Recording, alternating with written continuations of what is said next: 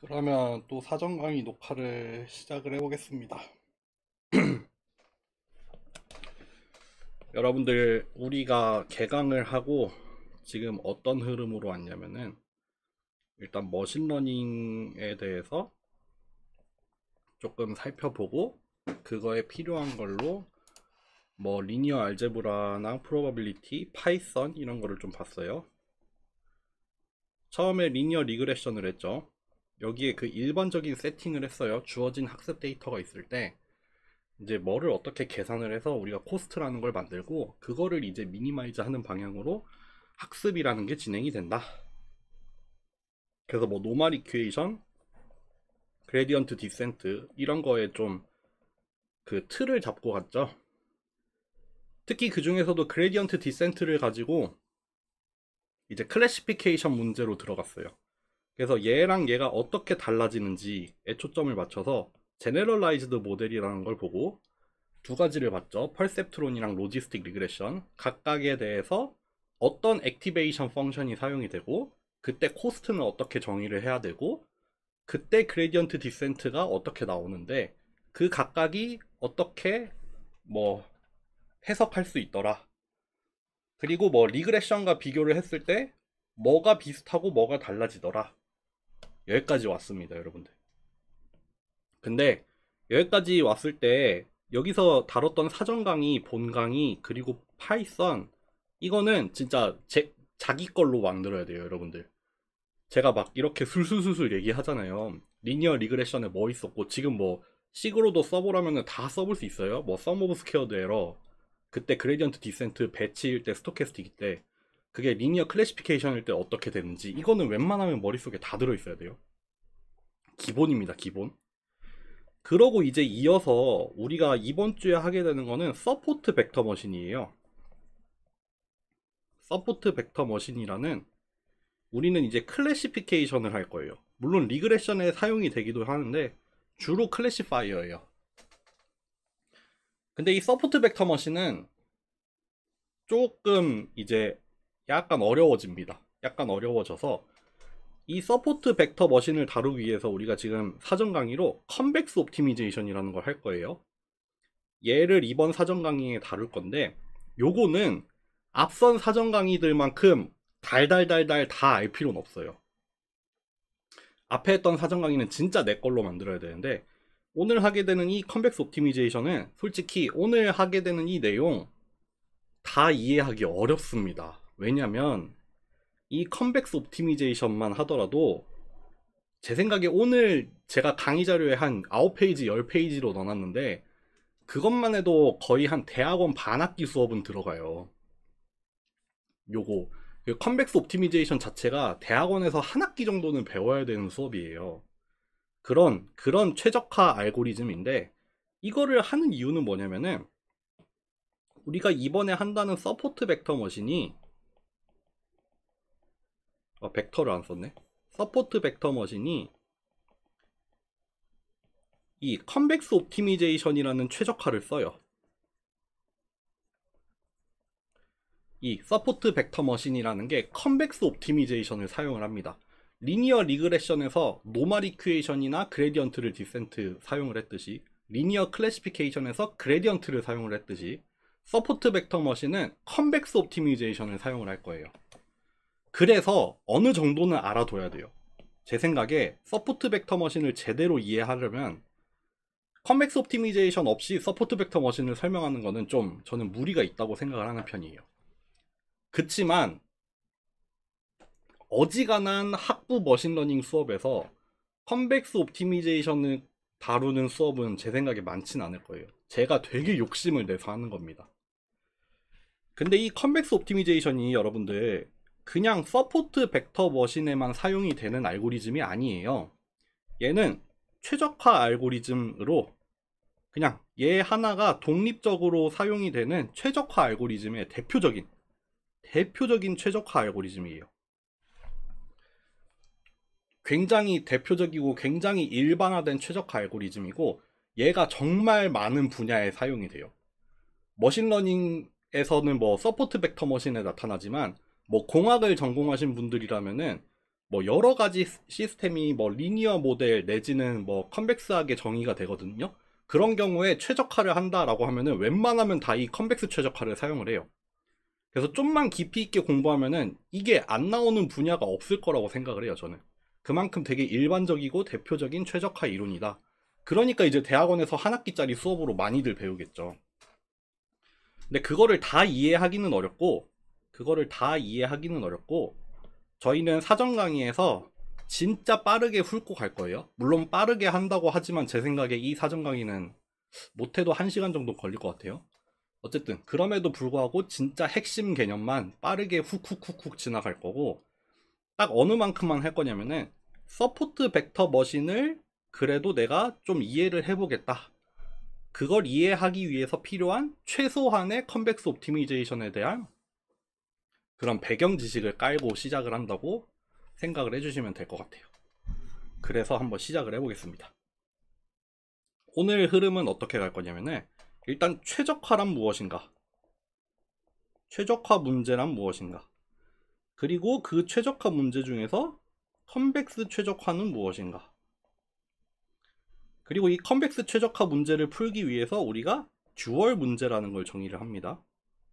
그래서 이 듀얼 문제는 어떻게 해서 만들어지며, 이 듀얼 문제가 듀얼 문제와 원래 문제를 통해서 우리의 얻어지는 솔루션이 반드시 만족을 해야 되는 KKT 컨디션이라는 거, 요렇게 네 가지를 다루게 될 거예요. 그러니까 요게 하나의 흐름이고, 여기가 이제 여기서 파생을 해가지고 나오는 흐름입니다.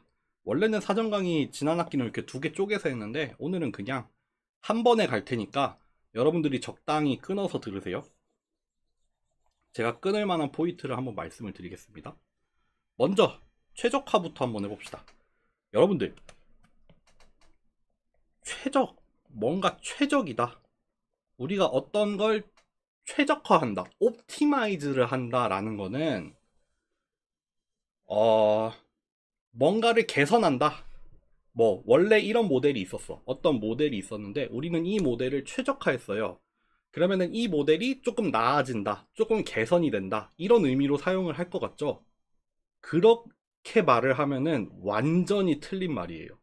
내가 이 모델의 성능을 조금 개선했어, 그거를 우리는 이 모델을 최적화했어 라고 표현하면은 그건 틀린 겁니다. 왜냐하면 최적화라는 거는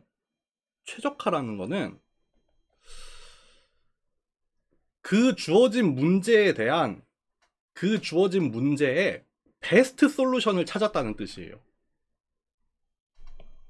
그러니까 성능을 조금 개선을 했다고 해서 우리가 최적화를 달성했다라고 표현을 하면 그건 틀린 말이에요. 우리가 최적화에 대해서 얘기를 하려면 반드시 필요한 개념이 뭐냐면 요겁니다. 요거 뭐냐면은 오브젝티브 또는 코스트가 되는 그 대상이 되는 함수예요. 이게 뭐냐면 우리가 최적화를 달성을 하려는 대상입니다. 대상. 그래서 우리는 최적화를 무조건 달성을 할 거예요. 우리가 최적화를 이뤘다라고 하면은 우리가 정의한 이 오브젝티브 펑션에 대해서 미니멈을 찾았다 라는 게 최적화예요. 제가 매 학기 드는 예가 있는데, 서브젝트 컨스트레인트까지 설명을 하고 예를 들어볼게요. 그리고 최적화 문제는 오브젝티브 함수만 주어져서 해결이 되지 않습니다. 반드시 따라오는 게 있어요. 뭐냐면은 컨스트레인트입니다. 한국말로는 구속 조건이라고도 말을 해요. 우리가 어떤 오브젝티브 함수를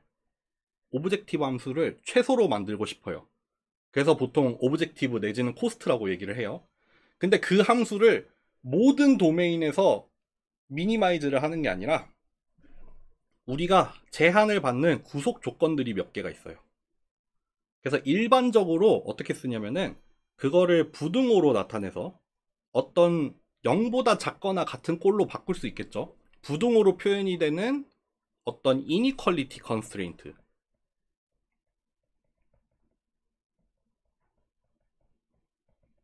부등호로 표현이 가능한 구속 조건, 그리고 등호로 표현이 가능한 구속 조건이 있겠죠. 구속 조건. 우리가 최적화를 할 때 반드시 지켜야 되는 어떤 우리가 가지고 있는 제한 조건들이 있을 거예요. 그거를 우리가 구속 조건, 컨스트레인트라고 하고, 그거를 크게 이니퀄리티 컨스트레인트, 이퀄리티 컨스트레인트로 나눌 거예요. 예를 하나 들어볼까요? 우리가 경로를 찾는 문제라고 해요. 우리가 뭐 티맵이나 네이버 지도 이런 거 보면은 경로 찾기 가능하잖아요. 그럼 여기서부터 저기까지 가는 경로를 찾아줘. 그럼 무슨 경로가 하나 띡 나오죠. 뭐 여기 뭐 서울에서 부산까지 가는데 경로를 이렇게 하나 찾았어요. 이 경로는 최적의 경로일까요? 어떤 경로가 하나 나왔는데 그 경로가 최적이라고 말을 하려면은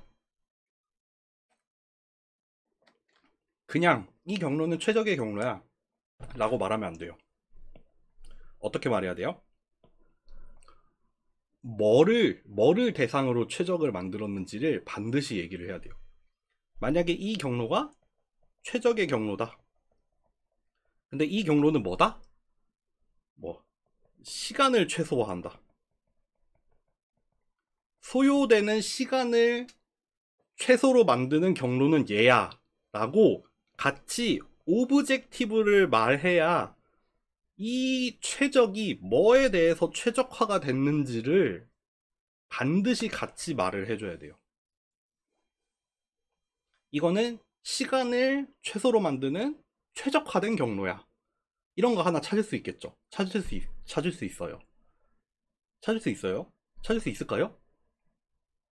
서울에서 부산까지 가는 시간을 최소화하는 경로는 저거예요? 왜? 왜 저거일까요? 여러분들, 서울에서 부산까지 가는데 내가 서울에서 부산까지 가야 돼. 근데 시간을 최소화하고 싶어. 그러면 어떻게 가면 돼요? KTX를 타면 되나? 자동차를 타면 되나? 버스를 타면 되나? 그리고 왜 그거에만 한정을 지어요? 내가 군부대에 들어가서 제트기를 탈취를 한 다음에 제트기를 몰고 부산까지 가요. 그게 소요시간이 더 작을 수도 있어요. 내가 KTX 타고 서울에서 부산 가는 것보다 내가 저기 성남에 있는 공군기지에 가서 제트기를 하나 탈취한 다음에 그걸 타고 부산을 가는 게 더 빠를 수도 있어요. 그러면 그게 최적화된 경로예요. 심지어 무슨 날아가는 미사일에 나를 실어도 되는 거 아니에요? 그쵸? 아니면은 뭐 내가 온전한 형태로 존재한다는 거에 대한 의문을 갖는다면은 나를 뭐 이렇게 다 막 분자 단위로 쪼개서 막 그 정보를 전송을 해서 부산에서 다시 조직을 해요. 그러면 그건 빛의 속도로 간 거 아니에요? 시간을 최소화한다면은 반드시 또 같이 얘기를 해줘야 되는 게 뭐냐면은 구속 조건이에요. 구속 조건. 내가 대중교통을 이용을 할 거다. 그러면은 이제 뭐 비행기, 뭐 기차, 뭐 버스 이런 거 중에서 고르겠죠. 대중교통을 탈 거다. 적어도 이 정도의 합의는 있어야 돼요. 아니면은 뭐 내가 뭐 자가용을 이용을 할 거다. 자가용을 이용을 하는데 뭐 고속도로를 탈 거다. 아니면은 뭐 지방도도 사용을 할 거다. 뭐 이런 게 또 옵션으로 들어갈 수도 있죠. 우리가 또 옵티마이즈를 할 때 시간을 최소화할 수도 있지만 그러면서 동시에 뭐 고속도로를 우선으로 한다거나 좀 편한 길을 우선으로 할 수도 있죠. 아니면 시간을 최소화하면서 동시에 비용도 최소화를 할 수 있죠. 이렇게 뭐 시간과 비용의 합을 최소화를 할 수도 있어요. 이런 식으로 여러분들 최적이라는 얘기를 하려면은 오브젝티브도 잘 기술을 해야 돼요. 우리가 목표로 하는 최적화의 목표가 뭔지도 잘 기술을 해야 되고 여기에 딸려오는 구속 조건이 뭐가 있는지도 잘 기술을 해야 돼요. 그래야지 어떤 최적화를 이루는지를 말을 할 수가 있는 거예요. 예를 들었듯이 오브젝티브를 뭘 정의를 하고 구속 조건을 뭘로 주느냐에 따라서 이 최적의 경로, 우리가 얻어낸 이 해는 정말 천차만별로 달라질 수 있어요. 그렇게 해야 하는 게 최적화입니다, 여러분들. 아까 앞에서 그렇게 얘기했죠. 뭐 어떤 모델이 있는데 조금 개선을 했어. 아, 우리는 최적화를 진행했습니다. 그렇게 말하면 틀린 말이에요. 미안한데 그건 틀린 말이에요. 틀린 말. 그냥 조금 잘못한 정도가 아니라 그건 틀린 표현이에요. 사실 엄밀하게 말하면 완전 틀린 표현입니다. 우리가 옵티멀하다, 옵티마이즈를 한다 라고 얘기를 하려면 반드시 이거를 명시를 해줘야 돼요. 그래서 사실 여러분들 이 최적화 문제를 얘기를 하는 이유가 뭐냐면은 머신러닝도 사실은 최적화예요.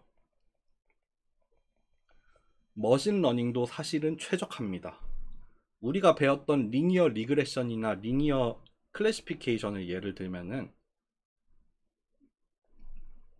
뭐가 주어져요? 이렇게 데이터셋이 주어지죠. 이렇게 막 데이터셋이 주어졌을 때 리니어 리그레션을 예를 들어볼까요? 우리는 뭘 미니마이즈 하고 싶냐면은 sum of squared error라고 하면은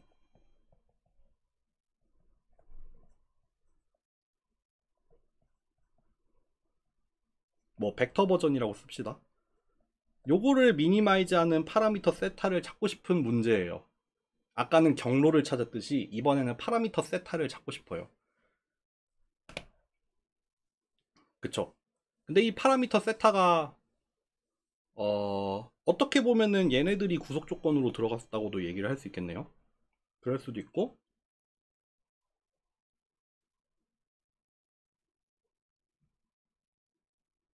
그쵸? 요 정도로 표현이 가능할 것 같아요.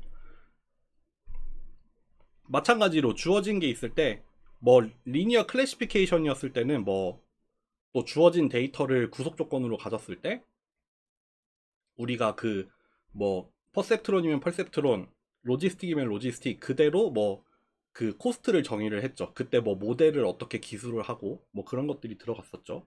그래서 이 최적화의 해를 찾는 방법으로 뭐 리니어 리그레션 같은 경우에는 노멀 이퀘이션 아니면은 뭐 그레디언트 디센트 이런 걸 사용을 했었죠. 네. 어떻게 보면은 얘가 이제 오브젝티브가 되는 거고 얘가 일종의 컨스트레인트로 작용을 한 거고 컨스트레인트라고 표현을 할게요. 컨스트레인트입니다, 사실은. 아까 저 일반적으로 표현을 한 이 꼴에 맞추자면은 그리고 그거에 대한 해를 찾는 방법으로 이런 것들을 사용을 한 거라고 보면 돼요. 그렇습니다.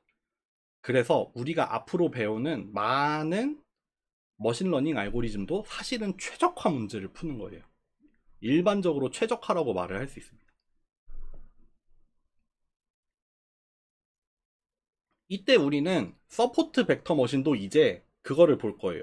서포트 벡터 머신도 어떤 구속 조건을 가지고 있고 어떤 오브젝티브를 가지고 있어서 얘를 어떤 방법으로 풀 건지에 대해서 똑같이 얘기를 할 거예요. 다 이 틀에서 이해가 돼요. 그런데 그 중에서도 우리가 일반적으로 최적화 문제라고 하면은 이렇게 오브젝티브, 미니마이즈 오브젝티브, 이니퀄리티 컨스트레인트, 이퀄리티 컨스트레인트 이렇게 세 가지를 가지고 표현을 한다고 했어요. 근데 그 중에서도 사실 최적화 문제는 이런 모양으로 정리할 수 있는 최적화 문제는 정말 그 종류가 다양하겠죠. 정말 무한한 종류의 최적화 문제가 있을 거예요.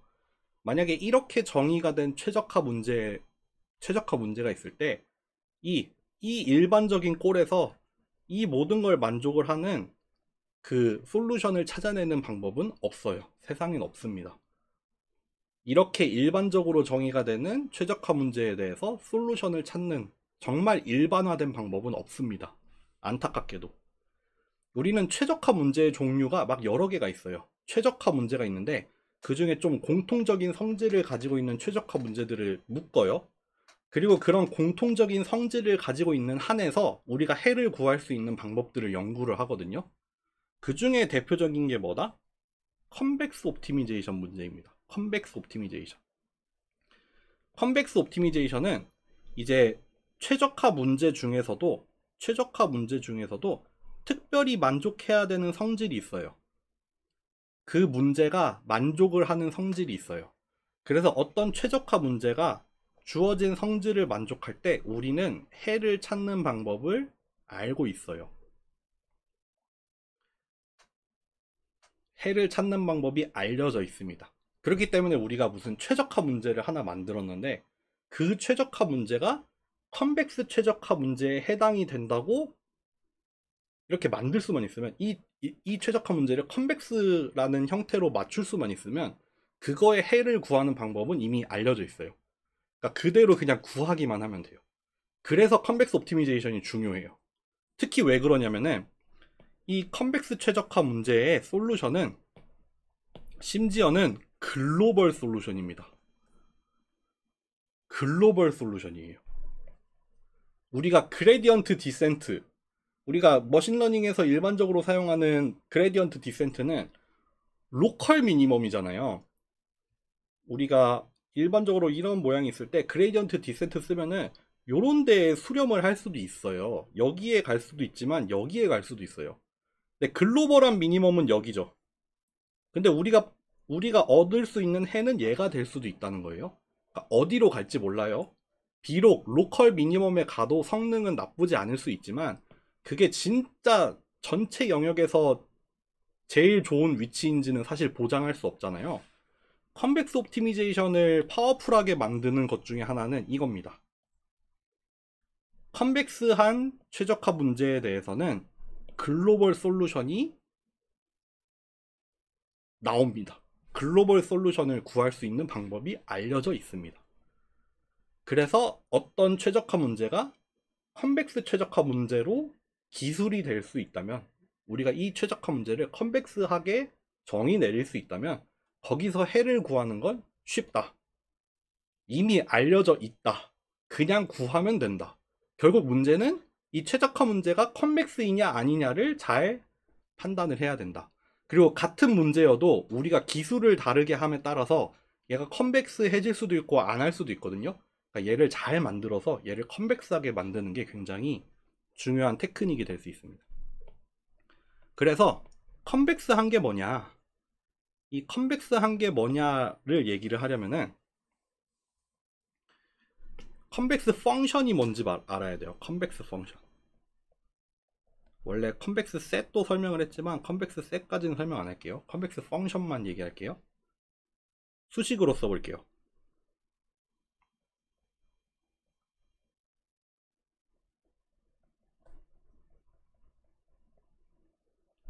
어떤 컨벡스 펑션 f는 뭐가 성립이 돼야 되냐면 요거에 대해서 요게 항상 성립을 해야 됩니다. 이렇게 써놓으면 어렵지만 이거를 잘 한번 그림으로 그려볼게요.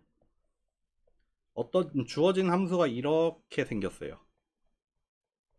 주어진 함수가 이렇게 생겼어요. 이때 이 부등식이 있어요. 부등식. 이 부등식을 잘 볼게요. 여기 왼쪽에 있는 거랑 오른쪽에 있는 거를 잘 구분을 해볼게요. 먼저 왼쪽부터 봅시다. 왼쪽은 뭐냐면은 이 위치에서의 함수 값이죠. 그건 뭐냐면은 이렇게 x라는 위치랑 y라는 위치가 있을 때 여기 사이의 점을 우리가 이렇게 표현할 수 있어요. 람다 x 더하기 1 마이너스 람다 y라고. 그래서 람다가 1에 가까워지면은 이 점은 여기에 가까워지죠. 1x 더하기 0y에 가까워지니까요. 반대로 람다가 0에 가까워지면 이 위치는 여기에 점점 다가가게 돼요. 그래서 람다를 가지고 이렇게 표현을 하면은 뭐냐면은 x랑 y 사이의 위치를 나타낼 수 있어요.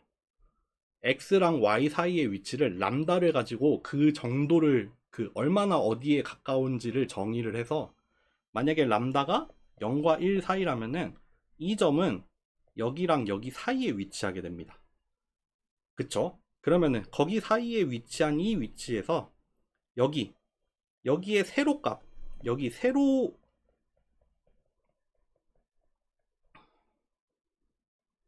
여기 요 위치에서의 함수값, 그게 요게 되죠. 그게 요게 됩니다. 여기 사이에 어떤 점에서의 함수값이 여기에요. 그리고 요 점은 여러분들 x, fx잖아요. 이 좌표평면상의 점은 그리고 요 점은 y, fy잖아요. 좌표 평면상에서 가로축 위치는 이거고 세로축은 이거예요. 그쵸? 이렇게 해볼게요. 그럼 요렇게 그리면은 여기가 fx고 여기가 fy죠. 그쵸? 그러면은 여기 사이에 선을 이렇게 이어서 여기 사이에 선을 이렇게 이었을 때 요점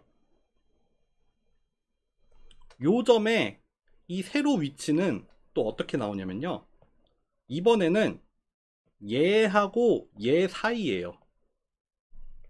그러니까 같은 람다를 이용해서 람다 fx 더하기 1 마이너스 람다 fy예요. 아까 이거는 요거랑 요거 사이였잖아요. 그러니까 요거에다가 람다를 곱하고 다른 거에다가 1 마이너스 람다를 곱했어요. 똑같은 꼴이에요. 똑같은 꼴인데 이번에는 얘하고 얘 사이잖아요. 그러니까 여기에다가 출발점에다가 람다를 곱하고 도착점에다가 1 마이너스 람다를 곱했어요. 그쵸? 그러면은 요거 살짝 옮길게요. 아까 여기 위치는 뭐였어요? f에 람다 x 더하기 1 마이너스 람다 y였잖아요. 그쵸? 이 위치에서의 함수 값이니까 여기에요. 그리고 이 빨간 위치는 뭐예요? 그 함수 값들이 여기 중간에 위치하는 그 두 개를 직선으로 이었을 때 그 중간점이잖아요. 요점이랑 두 개의 세로 위치를 비교를 해서 항상 어떤 관계가 성립을 해야 된다? 여기가 더 커야 된다. 빨간 점이 파란 점보다 더 위에 있어야 된다. 그럴 때 우리는 이 함수가 컨벡스하다 라고 말을 하는 거예요.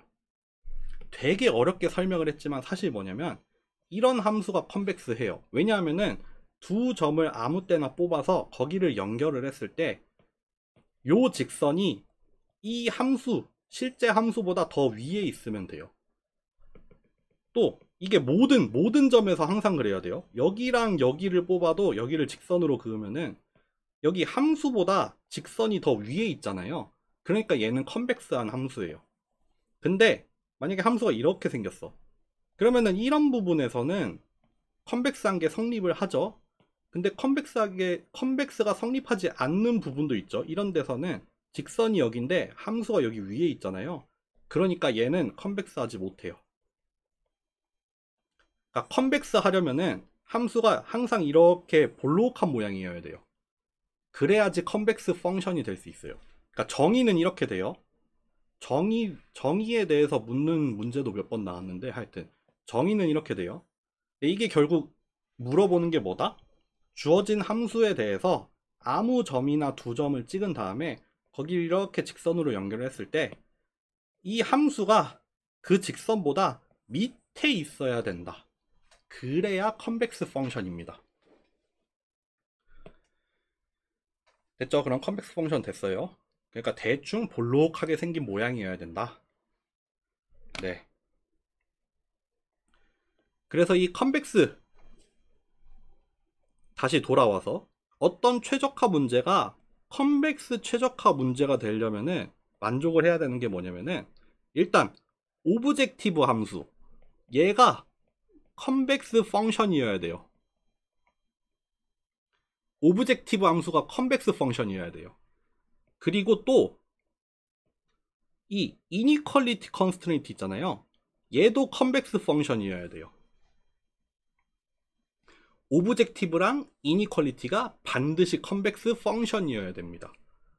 그 제법 강한 조건이죠. 아무 함수가 컨벡스 함수가 될 수 없잖아요. 그러니까 이 글로벌 솔루션을 구할 수 있게는 해주는데 글로벌 솔루션을 구할 수는 있지만 이게 요구하는 조건도 꽤 셉니다. 어쨌든 오브젝티브가 컨벡스고 이니퀄리티가 컨벡스여야 되고 이퀄리티 같은 경우에는 리니어 해야 돼요. 이건 심지어 컨벡스보다 좀 더 세요.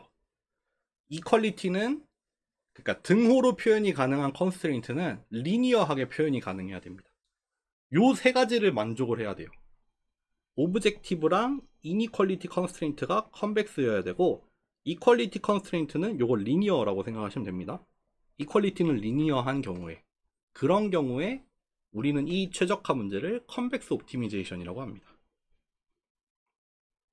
그리고 서포트 벡터 머신, 우리가 하게 되는 얘가 컨벡스 문제에 해당이 돼요.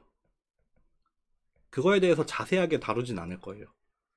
네. 다만 오브젝티브, 이니퀄리티, 이퀄리티가 있고 각각이 조건을 만족을 할 겁니다. 네. 여기까지 하면은 일단 첫 번째 파트는 끝났어요. 여기서 한번 쉬실 분들은 쉬세요. 저도 잠깐 쉬고 왔습니다. 여러분, 두 번째 파트는,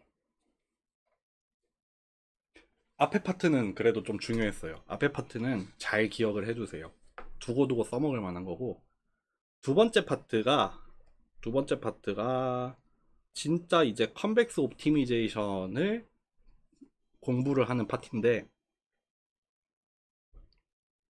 중요한 거는 이거예요. KKT 컨디션은 진짜 잘 기억하셔야 됩니다.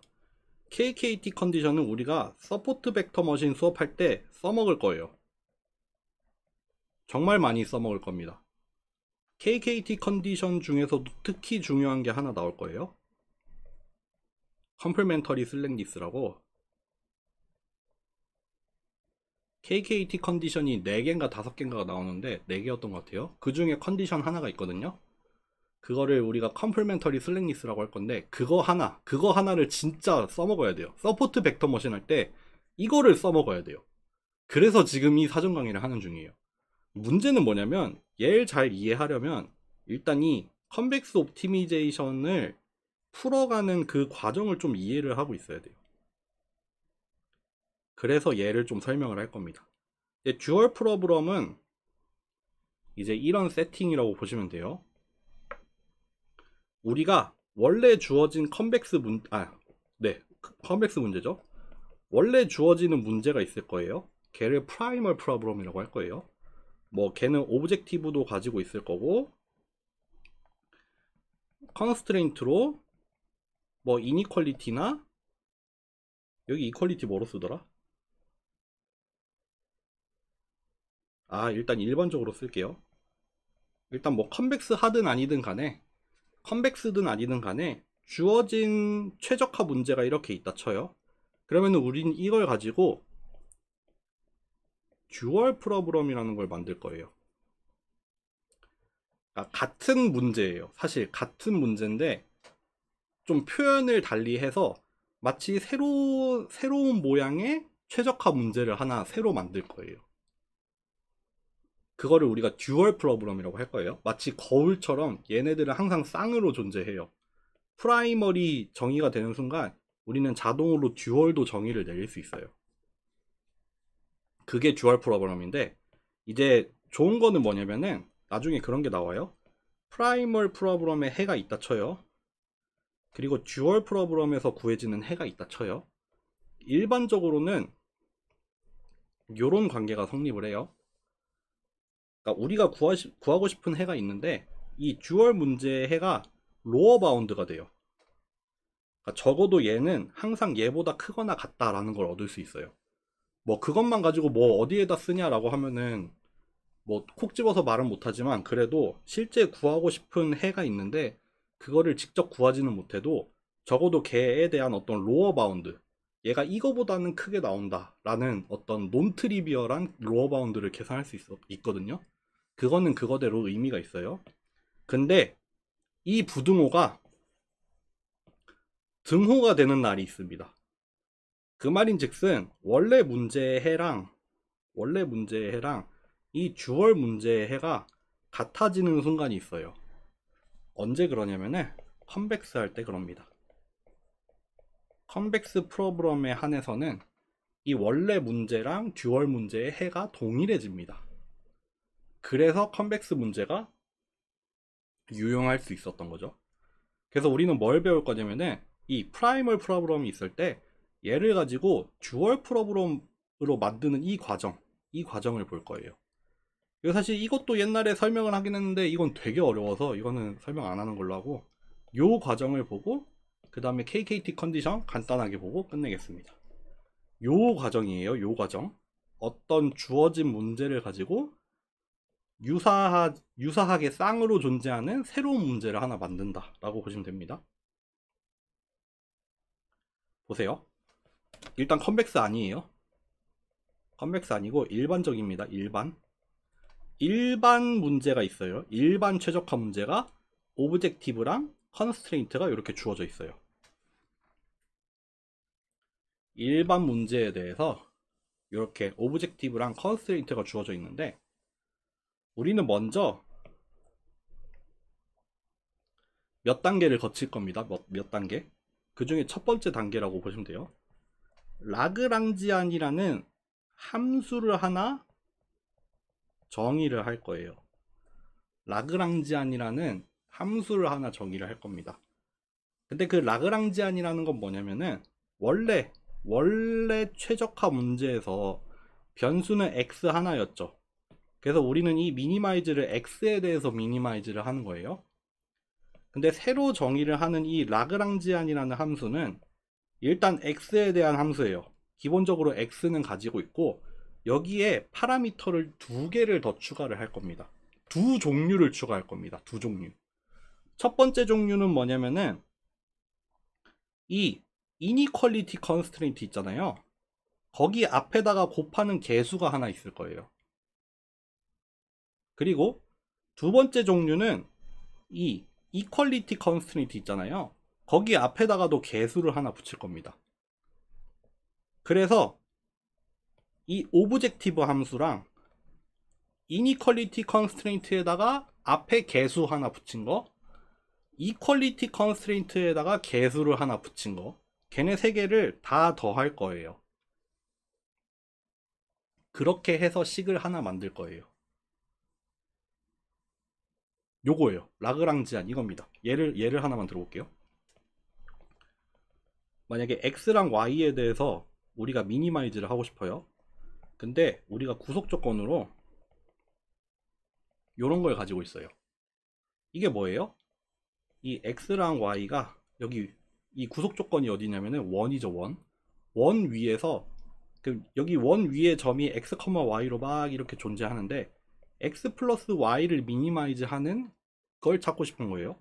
그럼 막 이렇게 접선을 막 그어보고 그 중에서 제일 작은 위치는 여기에 접한다, 이런 결론이 얻어지잖아요. 근데 이것도 사실 최적화 문제예요. 그걸 하나 예를 들어보는 겁니다. 이렇게 어쨌든 최적화 문제가 이렇게 주어져 있어요. 이거를 일반적인 꼴로 고치자면은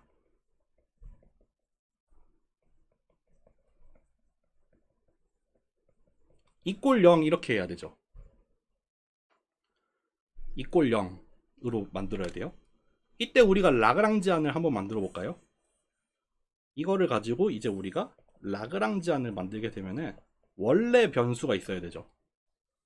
원래 이 함수에 들어가던 변수, 오브젝티브에 들어가던 그 함수, 오브젝티브랑 컨스트레인트에 들어가던 그 변수는 그대로 있어야 돼요. 거기에다가 이니퀄리티 컨스트레인트가 이퀄리티 컨스트레인트가 하나 있죠. 그러니까 요거 누라고 해요. 누를 하나 추가를 할게요. 뭐예요? 오브젝티브 펑션에다가 누를 하나 곱해서 이 이퀄리티 컨스트레인트 있었잖아요. 그거 앞에다 이거 곱해. 그래서 두 개 더해.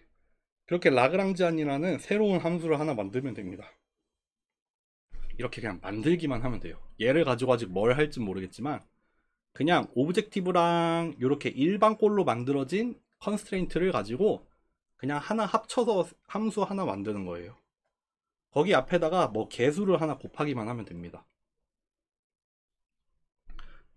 근데 그때 곱해지는 이 개수들 있잖아요.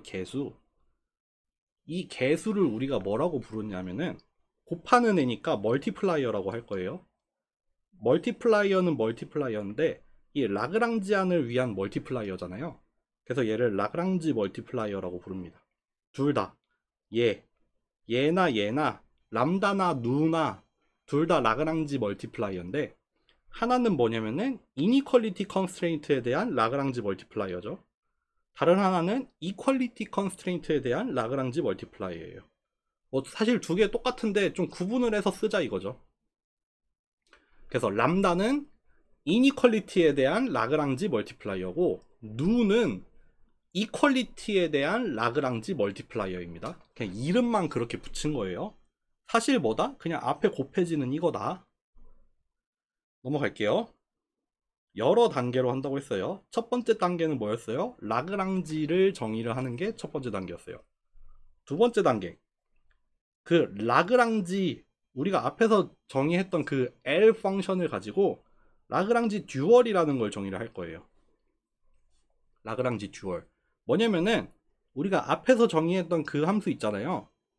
그 원래의 변수 라그랑지 멀티플라이어가 있는데 그거를 x에 대해서 미니멈을 취해요. 이 가능한 x에 대해서 미니멈을 취합니다. 그러면은 그 결과로 얻어지는 거는 람다랑 누에 대한 새로운 함수가 하나 나올 거예요. 그러니까 만약에 람다랑 누가 정해지면은 여기는 고정을 해놓고 여기에 대해서 가능한 모든 값을 취해보고 그 중에 제일 작을 때의 그 값을 g라고 하겠다 라는 거죠. 그거를 우리가 라그랑지 듀얼 펑션이라고 합니다. 그러니까 이 라그랑지 듀얼 펑션은 이 x에 대해서 미니멈을 취해버리잖아요. 그러니까 이제 더 이상 x에 대한 함수는 아니게 돼요. 오로지 라그랑지 멀티플라이어만 입력으로 받는 함수가 되겠죠. 네, 그것만 기억하세요. 밑에 있는 거 기억하지 마세요. 필요 없어요. 다루지도 않을 겁니다. 저런 거는 컨벡스 옵티미제이션 수업 가서 들으세요. 그래서 이제 3단계, 그래서 듀얼 프로블럼을 정의를 합니다. 듀얼 프로블럼, 아까 얘기했죠. 프라이멀 프로블럼을 가지고 듀얼 프로블럼을 하나 만들 건데 이 듀얼 프로블럼은 뭐냐면요, 오브젝티브가 뭐냐면 좀 달라요. 맥시마이즈예요. 맥시마이즈를 할 건데 뭐냐, 라그랑지 듀얼 펑션을 맥시마이즈 할 겁니다. 람다랑 누에 대해서 라그랑지 듀얼 펑션을 맥시마이즈 하는 게 우리의 목적이고, 그때 컨스트레인트는 딱 하나가 주어져요. 이게 뭐예요? 이니퀄리티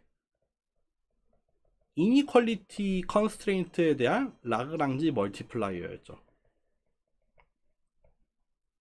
걔가 0보다 크거나 같아야 돼요. 딱 요겁니다. 요거 하나 주어집니다. 그래서 이거를 라그랑지 듀얼 프로블럼 또는 줄여서 듀얼 프로블럼이라고 합니다. 요약을 하자면 한 페이지에 한번 다시 해볼게요. 원래의 문제가 있어요. 원래의 문제가 있어서 오브젝티브가 이렇게 하나 주어지고, 만약에 이니퀄리티가 두 개가 주어졌다고 해볼게요. 그리고 이퀄리티가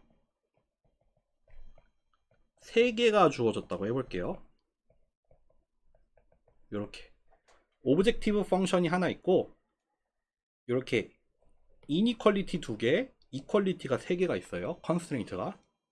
그럼 맨 처음에 뭐 해야 되죠? 라그랑지를 정의를 해야 되는데 원래 변수는 가지고 있어야 되고 람다 1, 람다 2, 누 1, 누 2, 누 3가 필요해요.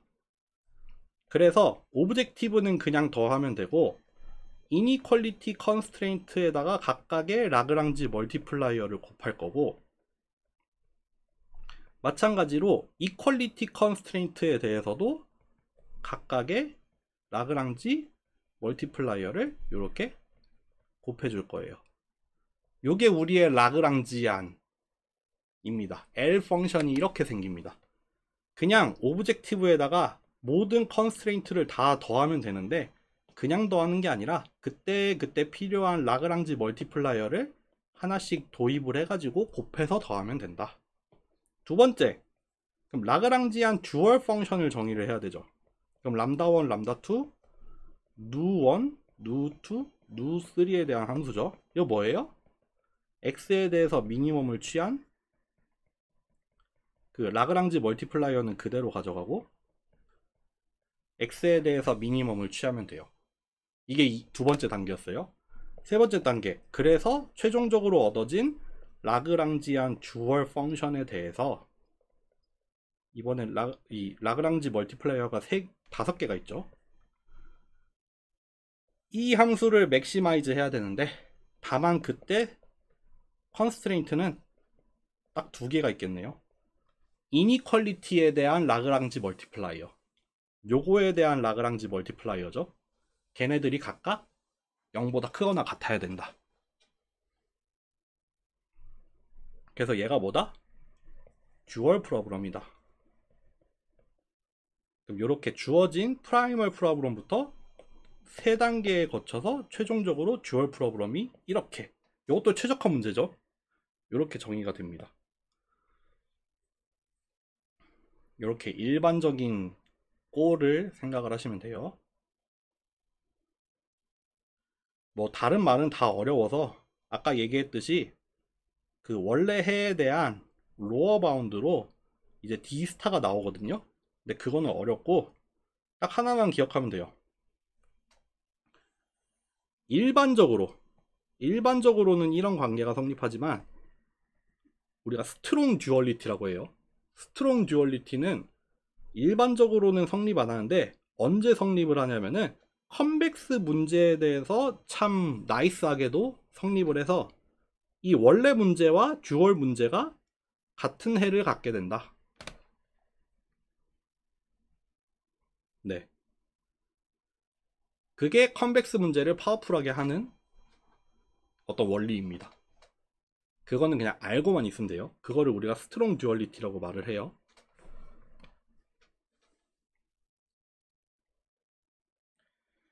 그래서 원래 한 지지난 학기에는 이 스트롱 듀얼리티에 대해서 설명을 해보려고 했어요. 이렇게 설명하는 페이지가 있거든요. 근데 이건 하지 않을게요. 어려우니까.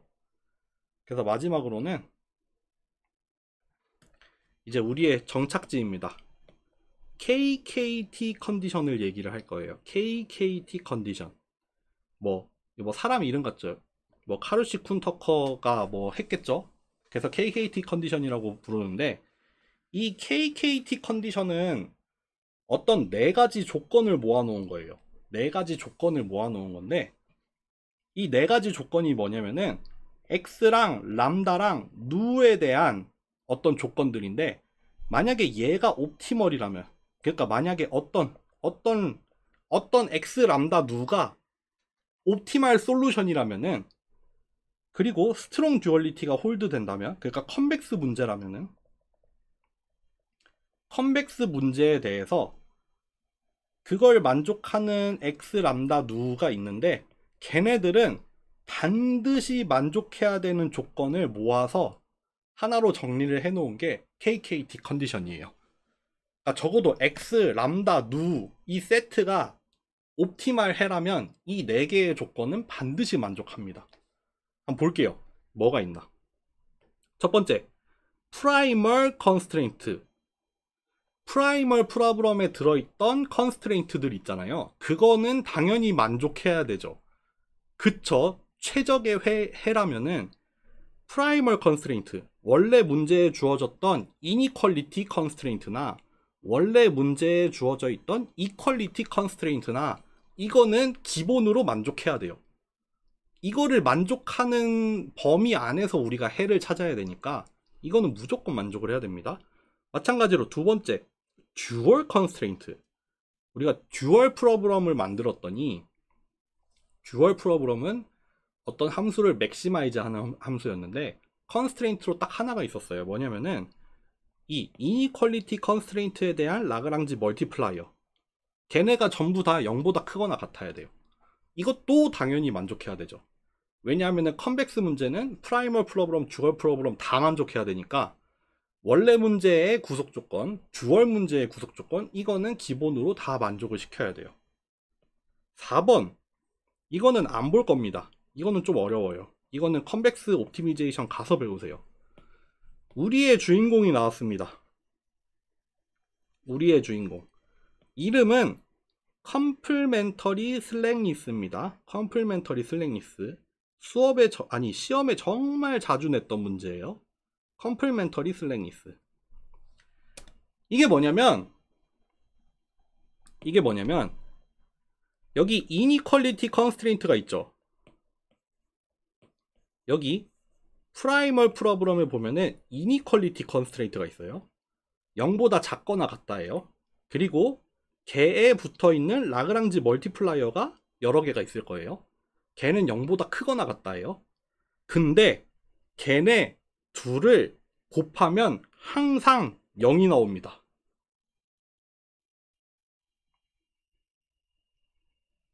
이게 서포트 벡터 머신을 설명하려면 이게 필요해요. 이게 반드시 필요해요. 보세요. 뭐 아까 예를 들었던 게 뭐였어요? 그냥 일반 꼴에서 막 이렇게 막 컨스트레인트가 막 이렇게 주어졌어. 막 이렇게 컨스트레인트가 주어졌는데 그거 듀얼 문제 만들었더니 람다 1, 람다 2가 이렇게 돼야 된다 했잖아요. 그쵸? 프라이멀에 존재하는 컨스트레인트 그리고 듀얼에 존재하는 컨스트레인트 이렇게 있거든요. 근데 컴플멘터리 슬랭리스에서 말하는 게 뭐다?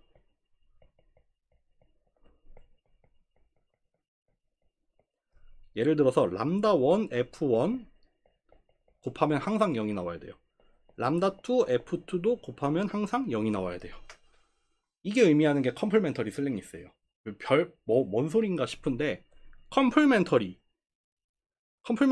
하면 서로가 서로의 상호 보완이 되는 그런 거를 우리가 컴플멘트라고 하죠. 슬랭리스라고 하면은 슬랙 이 0이다 약간 이런 느낌으로 받아들이세요. 무슨 말이냐면은 이니퀄리티 컨스트레인트가 있죠. 그리고 그거에 대한 라그랑지 멀티플라이어가 있죠. 하나는 0보다 작거나 같아야 돼요. 하나는 0보다 크거나 같아야 돼요. 근데 두 개를 곱하면 0이야. 이게 의미하는 게 뭐예요? 적어도 둘 중 하나는 0이다. 적어도 둘 중에 하나는 0이어야 돼요. 이니퀄리티 컨스트레인트가 됐든 0보다 작거나 같은 이니퀄리티 컨스트레인트 그게 0이 되든 아니면 그거에 붙어있는 0보다 크거나 같아야 됐던 라그랑지 멀티플라이어가 있잖아요. 걔가 0이 되든 얘가 0이든 얘가 0이든 둘 중에 하나는 무조건 0이 나와라 이거예요. 그래야 두 개 곱해야 0이 되잖아요. 그래서 컴플멘터리 너네가 서로 돌아가면서 둘 중에 하나는 0이 돼. 그러니까 이름이 컴플멘터리 슬랭리스입니다. 그래서 만약에 어떤 이니퀄리티 컨스트레인트가 있는데 얘가 만약에 0보다 크다 라고 나왔어. 만약에 등호가 사라졌어. 등호가 사라져요. 그러면은 반드시 그거에 대한 라그랑지 멀티플라이어는 무조건 0이어야 돼요. 그쵸? 얘가 등호가 빠져버리면 얘는 0이어야 돼요. 컴플멘터리 슬랭리스를 무조건 만족시켜야 되니까 이거 두 개 곱해서 0 나와야 되는데 야 나는 0 아니야. 네가 대신 0 해줘 이거죠. 반대로 라그랑지 멀티플라이어가 0보다 컸어. 그러면 반드시 이니퀄리티 컨스트레인트는 부등호가 아니라 등호가 돼야 돼요. 그때는 등호가 돼야 돼요. 또는 둘 다 0이 되는 경우도 있을 수는 있겠죠. 이건 좀 예외적인 경우니까 그렇게 엄밀하게 따지진 않을게요. 요 두 가지 경우를 기억하세요, 여러분들. 다시 람다랑 이니퀄리티 컨스트레인트랑 그거에 대한 람다가 있으면은 얘가 이거면 얘는 0이어야 되고 얘가 0이면 얘는 0 이렇게 그냥 엄밀하지 않게는 이렇게 쓸게요. 둘 중에 하나는 0이 무조건 나와야 됩니다. 둘 중에 하나 반드시 둘 중에 하나는 0이 나와야 됩니다. 이거를 서포트 벡터 머신에 정말 많이 쓸 거예요. 그래서 어떤 이니퀄리티 컨스트레인트가 나올 거예요. 되게 중요한 이니퀄리티 컨스트레인트가 나올 거거든요. 걔가 부등호인 순간과 등호인 순간의 의미가 달라져요. 이게 바운더리에 있냐 없냐 이런 걸 따지게 될 거거든요. 그래서 이게 부등호가 탈락이 되면은 그거에 대한 얘가 0이 되거든요. 근데 이게 가져오는 효과가 있어요. 파급 효과가 있어요. 반대로 이게 0이 되면서 얘가 0보다 커지게 되거든요. 그게 가져오는 파급 효과가 있어요. 이런 것들을 설명을 할 거예요.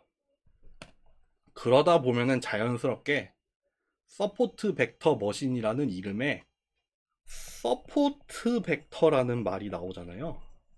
우리가 서포트 벡터 머신이 뭔진 모르겠지만 그 이름에 지금 서포트 벡터라는 표현이 들어가요. 서포트 벡터의 머신이에요. 지금 우리가 배우려는 건 서포트 벡터 머신이에요.